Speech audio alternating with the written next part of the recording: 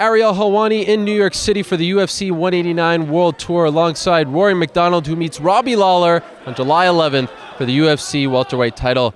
Rory, I got a lot to ask you about, but what's going on with the hair? Are we sticking with this or what? Yeah. This is it. Yeah. What is I'm sure I'll change it eventually again. the symbolism here? I feel very confident. I don't want to sound cocky or anything, but Please go ahead. I feel like a killer.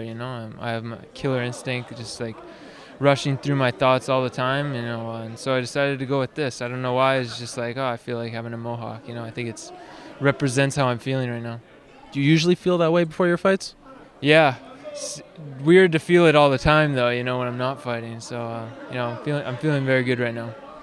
You had a very interesting quote yesterday. You said you would relate yourself to a gorilla. I believe it was a lion, a silverback, and a bunny. Yeah.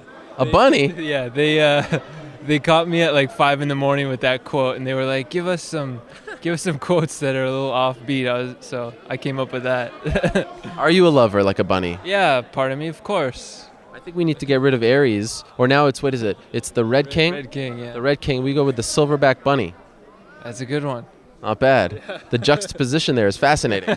That's a Would good you consider it? Although you may have changed your nickname too many times at this point. It'll keep changing, I'm sure. What do you make of all of this? These fans? Have you ever seen anything like this before? This was a crazy crowd. Yeah, it was super high energy today. There was some good, and there was some bad too. With the disrespect with some of the fans, I didn't really appreciate how. I enjoy when they support their fighters, but when they disrespect belligerently the other guy, I think that's crossing the line. And I think fans need to show more appreciation to all the fighters, even though they may not be fans of them. We have a tough job, and we show respect to each other, and the fans should have that same kind of respect for us. Especially when you're talking about a champion, a legend, a guy who has done whatever Jose Aldo's done in his career. I mean, second to none. It did feel a little uncomfortable, right? Yeah, it kind of upset me a little bit. I wanted to defend the guy a little bit. So it was upsetting sometimes. I recall when you were on my show, you said you wanted to train with Conor. Mm-hmm.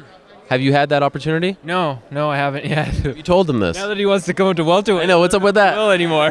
No, I don't know. I'm always up to train with everyone, and I believe that Conor's got some great skills that I could learn from, and I think it would be a good experience for me.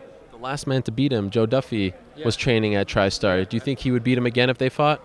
I didn't really get to spend too much time with Joe, but I did get to catch a couple of sparrings, and he did very well. And I heard he had an incredible fight in the UFC. So, I support Joe a lot, and I'm glad he came to TriStar. He's been a great fit so far, and I wish him all the best in his future fights. Now, you were just in BC and Calgary, right?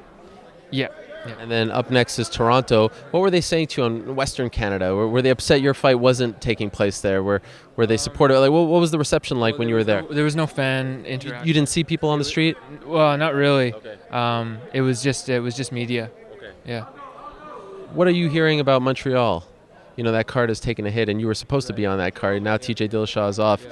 People are pretty upset over there. Do you kind of feel bad that you can't fight there? Yeah, I wanted to fight there. I wanted to fight Hector. And it's unfortunate how it all worked out, but I'm sure there's going to be some great cards in the near future for Montreal. There always is. It's just unfortunate how it all played out. Were you surprised that he popped? Not surprised, obviously. I mean, obviously I had a little bit of a thought that he may be on it, but it's unfortunate, that some of the guys feel that they have to be on that kind of stuff, and I don't support it. And I hope the younger fighters, they hear my message or whatever. They don't need it. Martial arts, they should rely on their techniques and master that. Even though I know a lot of guys are using them to get through injuries, to fight and stuff, and I guess I understand that, but I've made it to the top of the sport without using them ever, and I've always relied on technique and using my brain to get through tough situations.